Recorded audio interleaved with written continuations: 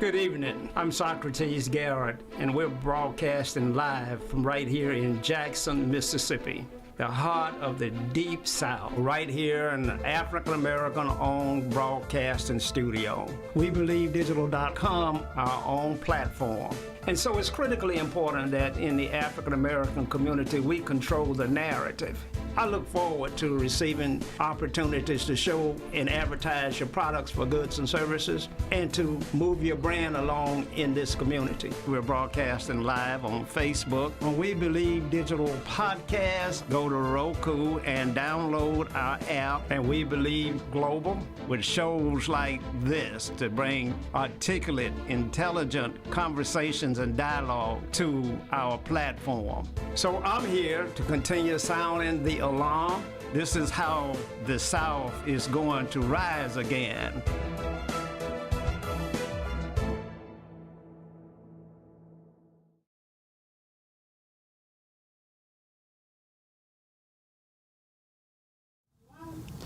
Welcome to Socrates Garrett Live. This is a special edition of Socrates Garrett Live. We're broadcasting live from right here in Jackson, Mississippi, in the heart of the deep, deep South. In Mississippi, a state with less than 3 million people, where most of us know one another. A state that has a hard history, but we're looking for better days. And we're only going to get better days when we get better leadership. And so this show is dedicated to a gentleman that has given his entire life serving his community and working to make a difference here in Mississippi. Now, if you're watching us on Facebook, we want you to go ahead and share this program with your friends and family and send us stars. If you're watching us on YouTube, then we'd love for you to subscribe to our program. Our YouTube channel is growing every day. If you're watching us on our very own platform, WeBelieveDigital.com, then we want you to share this program and hit the donate button. We need fuel to keep these kind of shows coming to you. Now, we're being seen all over the world in more than 139 different countries. Our analytics show that most of our viewers are in the state of Mississippi, but a great large contingency is in Georgia and Louisiana. So we appreciate those that are following us out there each and every day. Now, we're going to get right into our show because it's critically important. You know, Mississippi is ranked last in infant mortality. We're the most obese state in the nation. We're the poorest state in the nation. We have the highest incarceration rates of any state in the nation, more than any third world country. So there is something wrong. And that something wrong has to be tied down to leadership. So my guest today, we're going to speak about leadership, his candidacy, and why he's offering himself up, and what his experience has been like on this campaign trail. And we're going to try to get inside of how he plans on making a difference. Now, I have with me also a young lady that I've known for a long time, a church member of mine. We go back for a long, long ways. She is no stranger to the field of politics. She's done a lot of work in this area and one of the sharpest, brightest people that you're ever going to find. She knows how to read the tea leaves. And so Dr. Pickett has done himself good to have her associated with his campaign in any way that she can do. Her name is Tony Johnson. And Tony, it's good to see you, and welcome to We Believe Digital. Thank you, Uncle Sock. I'm going to say Uncle Sock. That's a good handle for me. I'm old enough, I've earned it. You have, and That's we want right. to pay homage because you paved the way and you still teaching us a lot. So tell the audience a little bit about yourself and who you are before we get to Dr. Pickett. Well, Tony Johnson, you gave me a couple good titles in there while you were introducing me.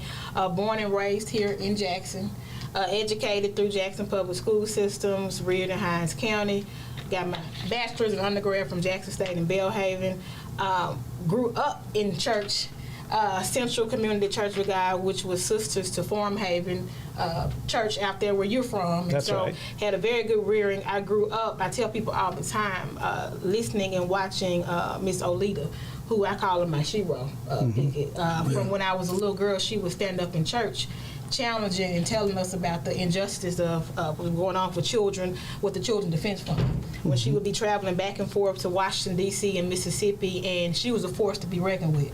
And I said, God, if she's standing up telling them what's going on, she kind of inspired us. So no stranger to politics. People ask me, well, how did you get into it? I say it was just something I was born with. It's a gift and a curse. So had the opportunity to run political campaigns behind the scenes, hold public office. I tell people I'm a justice impacted individual. When you're on the front lines, you're vocal and you stand for what you believe in. You know, you have to take the good with the bad. But the most important part is if they try to knock you down, you don't stay down. No, getting knocked down is part of it. You know, it's part of as Perry Harrington would say, you know, I like to taste a little blood. Just a little bit. And I've learned from Mayor Harvey Johnson that politics is a contact sport. So let's get on to Dr. Pickett, Dwayne Pickett. Yes, sir.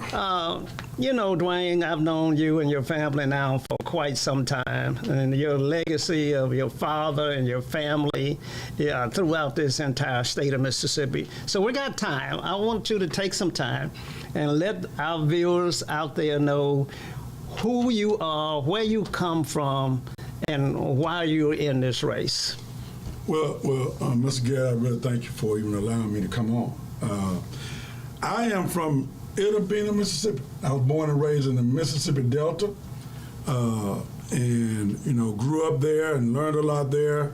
Saw some of the best and some of the worst. Grew up on Mississippi Valley State campus where my parents were teachers and instructors. And but I graduated high school in Terry, Mississippi. We moved to Terry. My father took a job with IHL, and my family, my mother's family was there. My father's family was from Jackson. So really it was like a coming home. And it was from there that I went on and joined the U.S. Army, actually in my 12th grade year, the Guard, and went to college and ended up going to Desert Storm. You know, but, you know, Mr. Garrett, a lot of things for me was about how do I serve other people. My joining the National Guard in the 12th grade was about how do I serve my country, how do I serve other people, because I had seen my parents do that. I seen my mom work with little children in Florida County, one of the poorest counties in the state. And I'll never forget one particular experience of when she was taking board games and fruit to those children, and these children stayed in the backside of a cotton field in the middle of nowhere, just one house. And I'll never forget the look on those children's faces when my mom, we brought that fruit and those board games. And I saw an older child, instead of eating all of the fruit, hand it to a younger child. And something inside of me was born. Something happened to me that I believed that I had to live my life. Now, let's go back to Itta Bena for a minute. Yeah. Now, Itta Bena is probably the poorest part of Mississippi. Right. In the 2nd Congressional District, that's where the largest segment of poverty is in the state of Mississippi. Right. Even though the city of Jackson has some 40% of its population, and Hinds County has it as well, of its citizens in poverty. But now, you grew up in that area, and that is not far from Money, Mississippi, No. where Emmett Till was brutally slain. Right. And I'm sure, as a young man, you've seen a lot of things. Oh my gosh. Mr. Garrett, I've seen some things that still shake me up right now. I mean, one in particular, I'll never forget the killing of 2 young black men. They were older than me, my brother's age, and we had just been playing pool the night before. And we get word that morning they've been shot right there on Highway 80 inside of a nightclub. And they used to clean that place up. But whatever happened, their lives could have been saved, but those that shot them allowed them to bleed to death before they called the police the next morning. Nothing ever happened. I saw a LaFleur County deputy shoot a black man in the back as he walked away. Nothing ever happened. He was unarmed. He died. Those kind of things I saw, man, the Klan. It was just an unbelievable experience to life for a young kid growing up in the 70s and 80s to even know that there were places that even in the 80s, Mr. Garrett, right before we moved, there were places that we couldn't even go in and eat. Well, now, we all have experienced the same thing. When you see this gray hair that I've earned, Yes, sir. it means that I've seen some things. Yes, sir. I've lived through some things in Farm Haven, Mississippi, Tony, as you told the audience where I'm from. And I've seen all of those kinds of things. And the more that you've seen, the more committed you have become to try and make a difference. Yes, sir. Absolutely. And I think that pain that you carry every day from the things that you witness is one of the driving forces about who you are and what you're trying to accomplish. But now I think you went on to college. Yes, sir. What did you major in college? Well, I actually went to college. I was majoring in physics. Now hold it right there. Hold it right there. Now, I got a brother that is running for his life out of Edabina.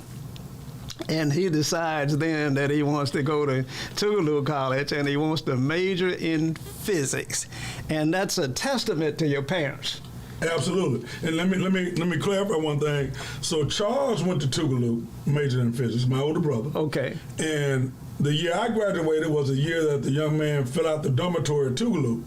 And my dad wouldn't let me go. Okay. Because Charles and I had set such a reputation at Tougaloo, they had banned me off campus in high school. So I actually went to USM. I was majoring in physics. Yes, Okay. Yeah. So both boys from your father and your mother as educators majored in physics. Yes, sir. And that again, I have no earthly idea what physics really is. It's beyond my pay grade. So I don't want to get into that. But I know you had to be bright and intelligent and have a real sense of purpose to even attempt to do that. Absolutely. And I, like you said, to my bloodlines. And I just loved it, actually, for what I planned to do. And as you know, I ended up going to Desert Storm. Yeah. And when I went to Desert Storm, you know, when I joined the National Guard, we were supposed to fight hurricanes, not wars. But we were one of the first units to be over there. And, you know, war has a way of giving you a different perspective about life. Yeah. So I got hurt while I was there, but when I came back, you know, I got married to Tracy, and, you know, physics was not on my mind. I wanted to do something that wasn't going to have me stuck in a lab. I wanted to help people. My desire to serve had grown because I literally saw, Mr. Garrett, I don't want to bore you with this, but I literally saw people from India that were working for the Saudis in Riyadh and Dhahran that were basically in slavery. Mm. And even then I saw this desire, how do I help Philip? That was one name, I never forget his face. How do I help him have a better life? Wow.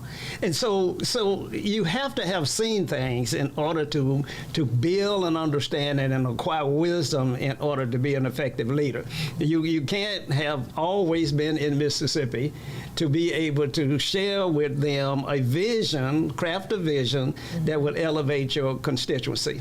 So let's get to you, Tony. Now, you have decided to assist Pastor Pickett in his race. Now, what district is he running for, and tell me what you're encountering out there. So he's in District 29, which is Hinds County, all of Hinds County. You've got part of Northeast Jackson, you've got South Jackson, you got the rural area, which I'm very near and dear to because parents grew up in Knoxville County, my dad's from Bolton, so when you deal with the rural area, you have to kind of handle them a little bit differently because you understand the disparities that they had then and quite frankly still have now in the district because they don't have their fair share according to what our standards, not what the society or current people would say.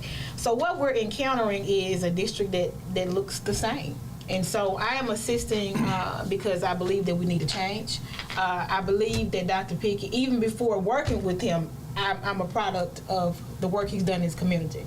I'm a mother of one. My son started off early on at the preschool in New Jerusalem. Mm-hmm. When I was in college, I attended some of the church services. So we've always known of New Jerusalem and what he's put into the community. Mm-hmm. And so I just told him it's time to take that Christian leadership and put it on a policy side, because we're not going to change what's going on until we change the leadership. You change the leadership, you can change policy, economic development, and we believe that he's the person to do it. And so in the district, we see despair and poverty. We don't see what's in Belhaven and Fondren, in Dry Grove and in Terry, or in Battlefield. Okay? So we see that there are issues in pockets of where people are going underserved. Wow. So Pastor, she mentioned that her son came to New Jerusalem. You're a pastor. How many campuses? 3 campuses. Okay, where they're located? 168 Colonial Drive, 1285 Raymond Road, and 5708 Old Canton Road, and then of course online. So it's actually 4 campuses. So we have a pretty robust online membership. It's a new day, you know. Okay. So in your ministry, is there a conflict in your ministry and political office? I mean, how we always get to the separation of church and state, things of that nature. How do you see a pastor being able to deal with the backroom bad deals that have been made in Mississippi forever? Well, one, I think, understanding, I've always understood ministry from a holistic standpoint. Spiritual, mental, physical, social, emotional, so forth, right? Secondly, understanding that the impact and influence of my faith should have influence on every part of society, whether we're talking about the financial, whether we're talking about economics, whether we're talking about education, whether we're talking about political, so forth and so on. So there's no conflict for me in that regard. Believe it or not, much of what Jesus fought was political. It was a system set up to continue to lift up the haves and to push down the have-nots. Right? When you talk about Daniel, when you talk about Moses, when you talk about all of these leaders we find in the Bible, we find them involved in a system that had to be changed, had to be shifted.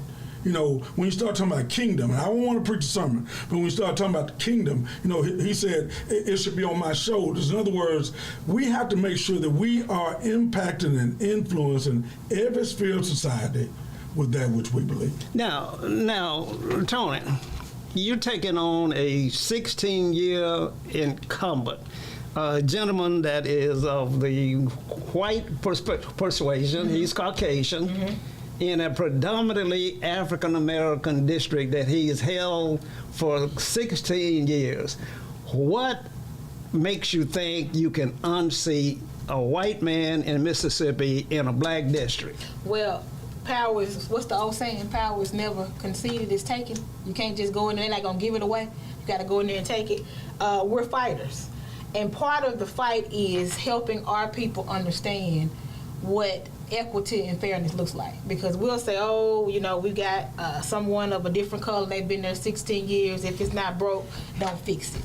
But when you ask them directly the impact that this elected official or the office they hold has had in their lives and their community, they can't tell you anything.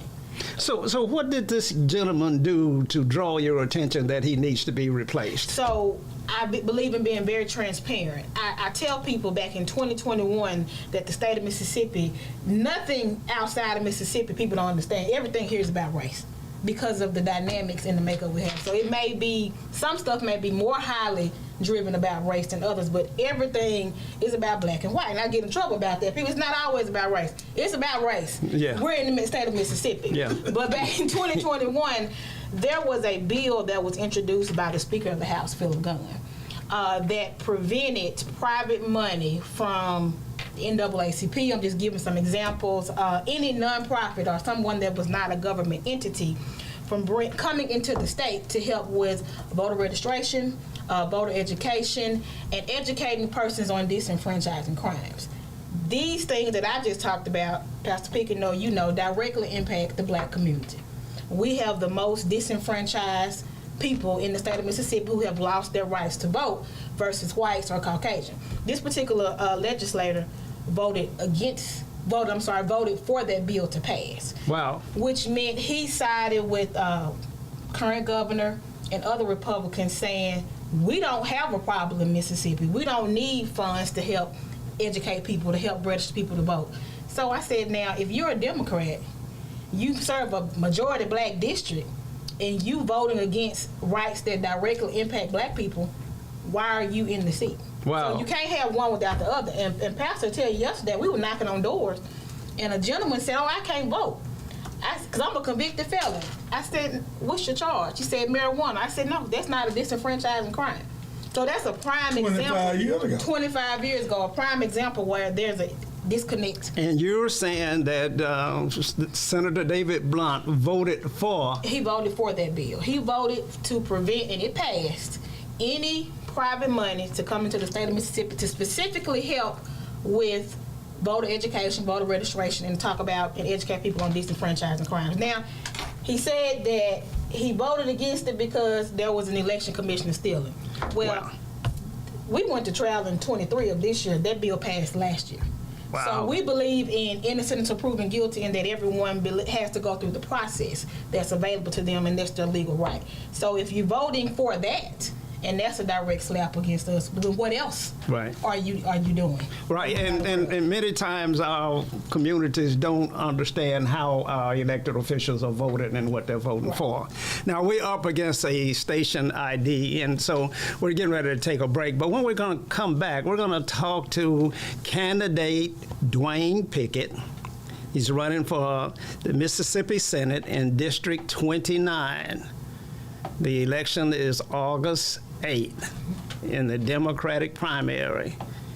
He's running against an incumbent that has held this position for 16 years. The district is predominantly black. Here we are in Mississippi. Once again, we find ourselves fighting to try and make a difference in our communities where we've played by all of the rules. Pastor Pickett has got a good solid education.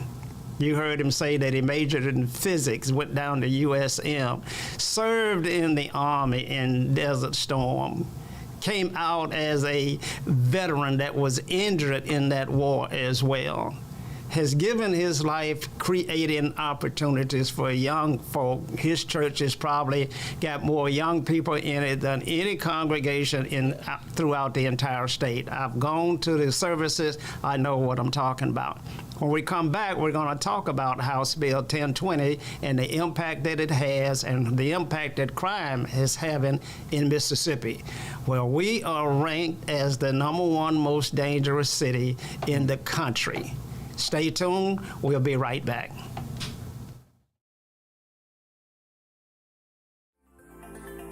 Looking for the hottest content in the city of Jackson and surrounding areas? Check out WeBelieveDigital.com. Also follow us on Facebook, Instagram, TikTok, and YouTube. We Believe Digital Podcast is here for all your podcasting needs.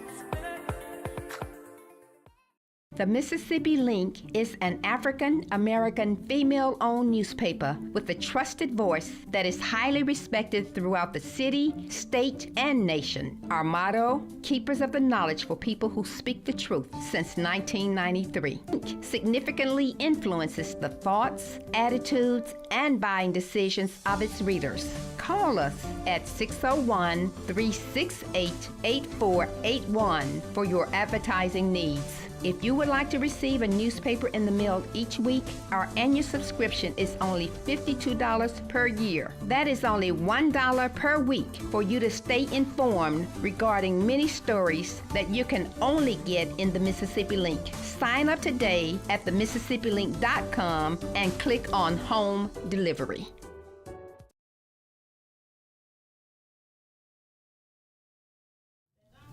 Welcome back to Socrates Garrett Live. We're having an interesting discussion, a difficult discussion. Mm-hmm. You know, it's hard sometimes to talk about Mississippi, the place that you live and love and worked and got so much hope for, keeping your children here, because you want it to change. You want it to be a better place. You don't want Mississippi to be last all of the time. And if you've had the wrong leadership, you just relegating yourself to being last all of the time. And so we got to make a change. So today's show is dedicated to Dwayne Pickett, a gentleman that's running for District 29 in the Mississippi Senate. Now, Pastor. Yes, sir. I noticed when the debate for House Bill 1020 was live, and everybody in the African American community was upset about it. Almost everybody, not everybody.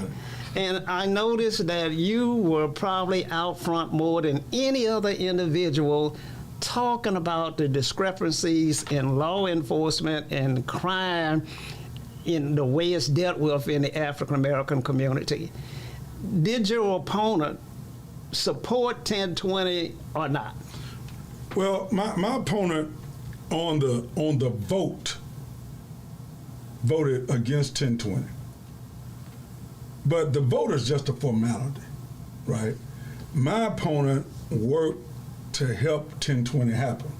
My opponent helped to propose and put 1020 together. My opponent, by his own admission, helped to fund Capitol Police, right? And when things began to go awry, and I reached out to him about what was happening, he did nothing. From when they killed Jalen Lewis, from when they shot Tasha Smith, from when they chased somebody to their death. And then subsequently, I received threats. I was told and warned by Capitol Police officers, some JPD officers, and Hinds County police officers that knew me to say, be on the lookout. They out to get you, Pastor Pickett. We're just telling you because we've been friends. And they know if they can't get you, they're going to get your children. I warned my children. Sure enough, 2 weeks later, Capitol Police do to my child the unthinkable, basically for no reason at all. Harassed him, took him to a different location, surrounded him in the middle of the night, not drunk, not high, not anything. And if it was not for a particular Capitol Police supervisor, my son didn't know what was going to happen to him. She made them take him home. And I found out later she had already told him when he called in about my son not to mess with him. He claimed it was about loud music, but he did it anyway. Gave him breathalyzers, nothing happened. Everything, he was clean. And about 3 weeks later, Mr. Garrett, I had never met this lady before. They fired her.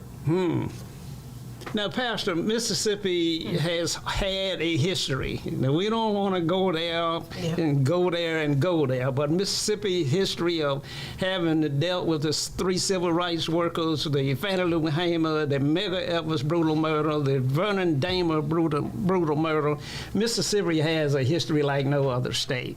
And so when you see these kind of things occurring in the community, you were forced to speak out. I was forced to speak out, Mr. Garrett. I was forced to speak out on a number of different levels. And that's why it offended me so when the current sheriff, when I asked this question in the forum, he said it's personal. It's not personal for me, right?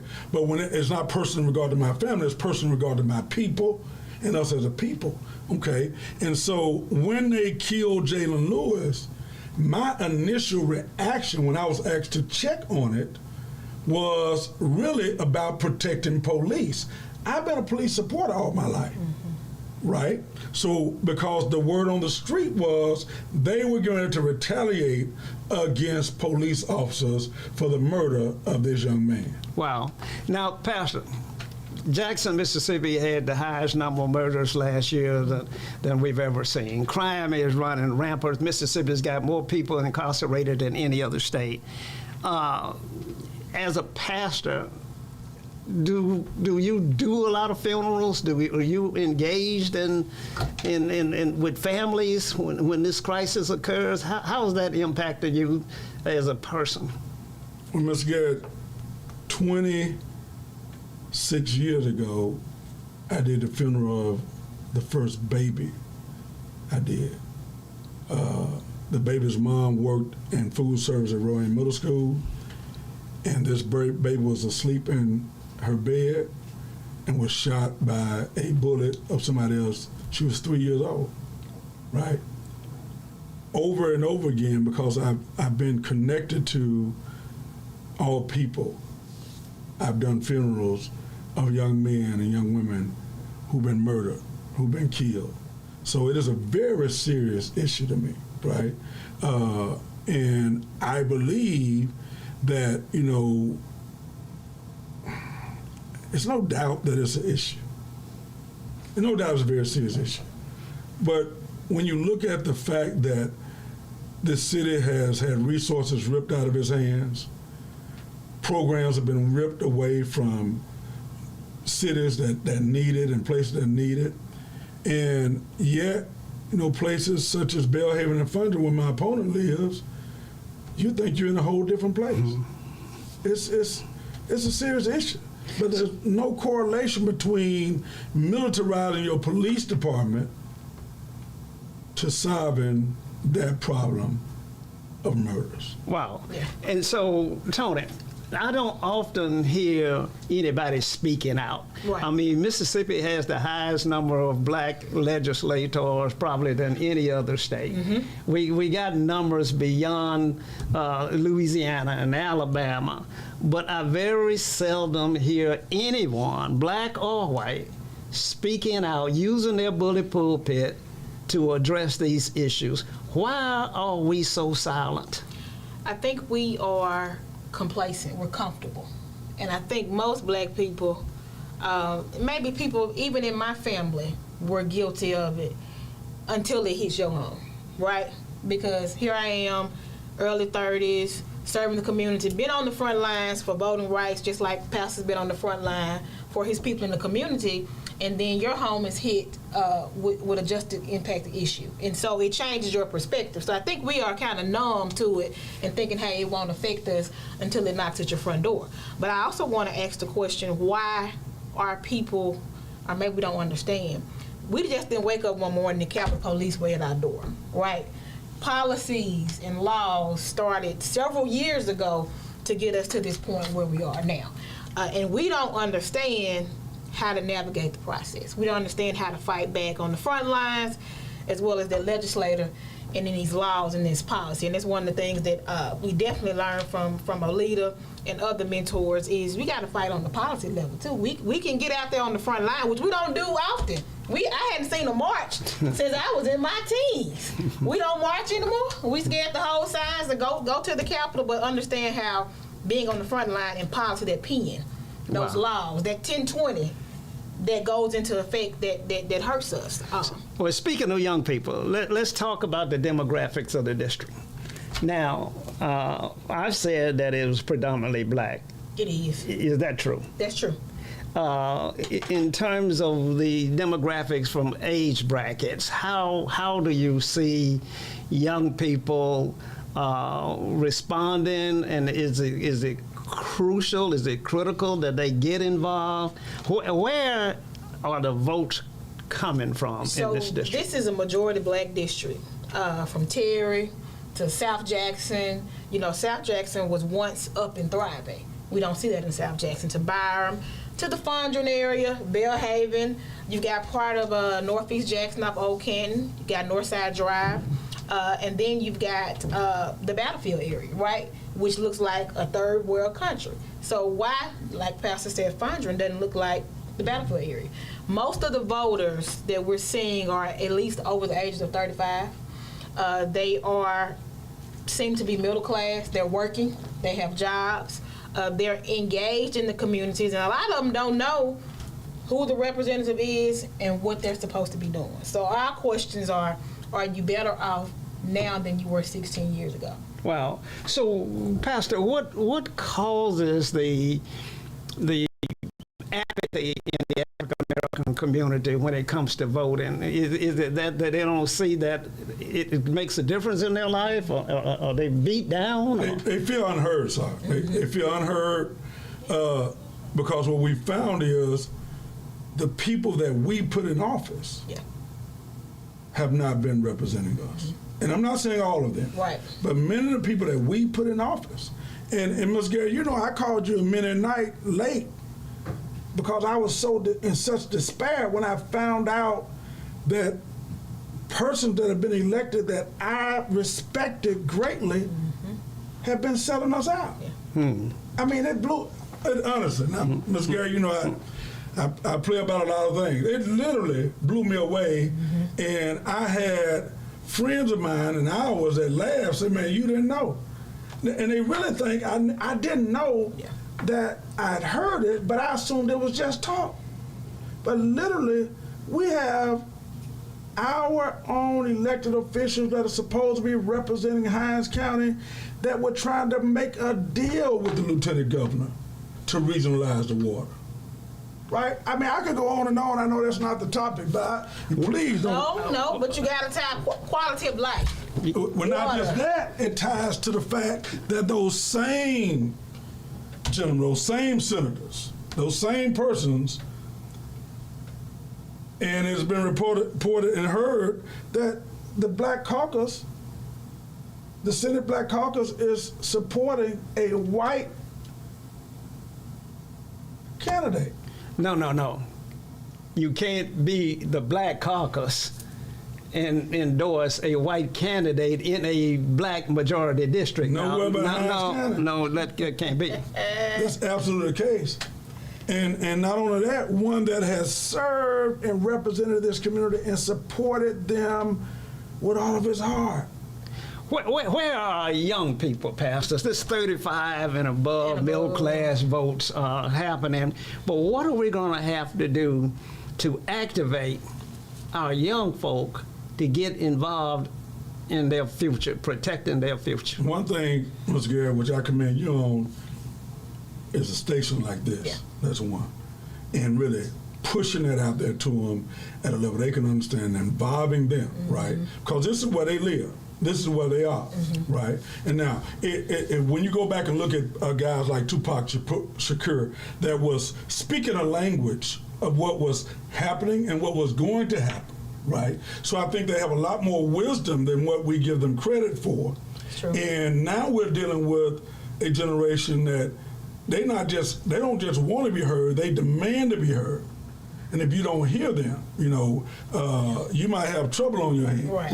Well, I don't know if I totally agree with that, Tony. I've seen black folk, young 35, 40-year-old blacks, especially on our board of supervisors and our city council, that have voted against black people having opportunities to work in this county, in this city.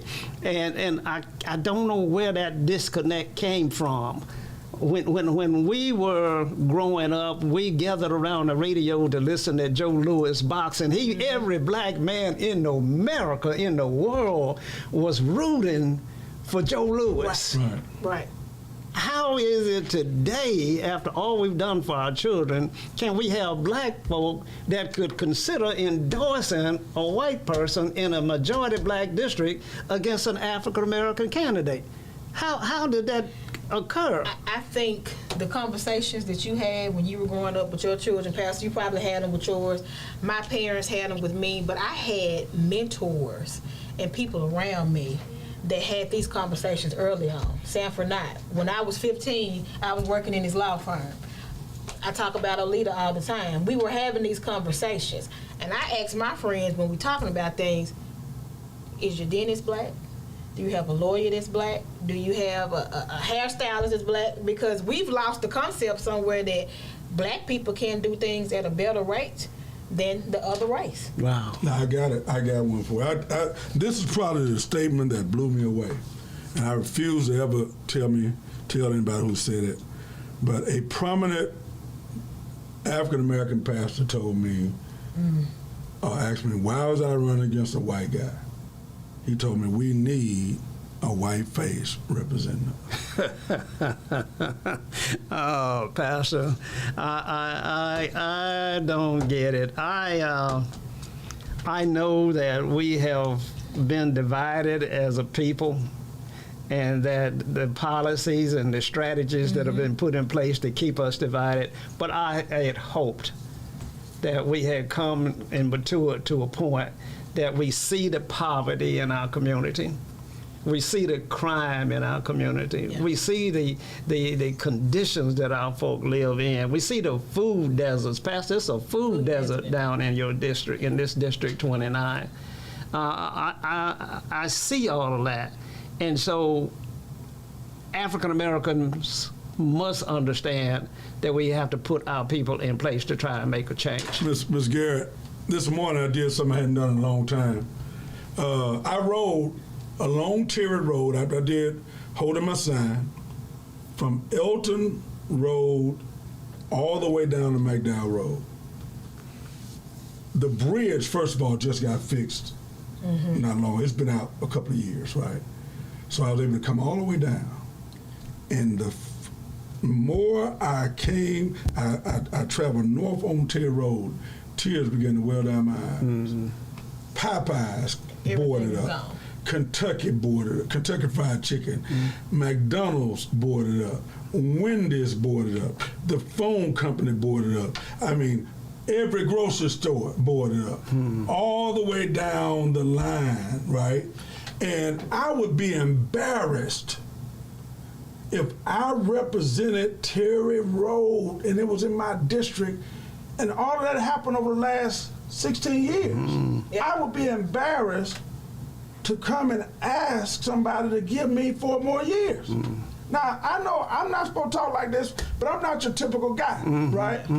It is impossible for me to understand. I'm not worried about who the supervisor is. I'm not talking about whoever is the city council, but right now I'm talking about the state senator who served in that area. And I found out, I didn't know this at first, that there's never been an African American that has served as a senator for District 29. A predominantly black district has never had an African American to serve as a senator of that district. Well, Go ahead, Tony. I want to challenge our voters and our people and those in that district. When you're a legislator, you have some privileges and rights to talk to certain committees, and for us millennials, we want to know, what are you doing outside the box? So we know it's the status quo. You go down there, you gavel in, you vote for the bills. But when it comes to issues that are directly impacting me, my family, and my peers, mass incarceration, the Mississippi Parole Board, you know, those people are appointed by your governor, but as a legislator, you should have impact and you can have a say-so on that. The infant mortality rate, pregnancy accommodations for black women, all women, but particularly black women, because we have a high rate of women that are dying. So as a representative, what have you done outside the box to directly address those issues? So people don't understand, like I said earlier, till it hits home. So when you got a cousin that is a nonviolent offender that has gone up before the parole board 2 or 3 times, and they keep trying to keep that joker in jail and won't let him out, but you got a state representative that's silent on the issue.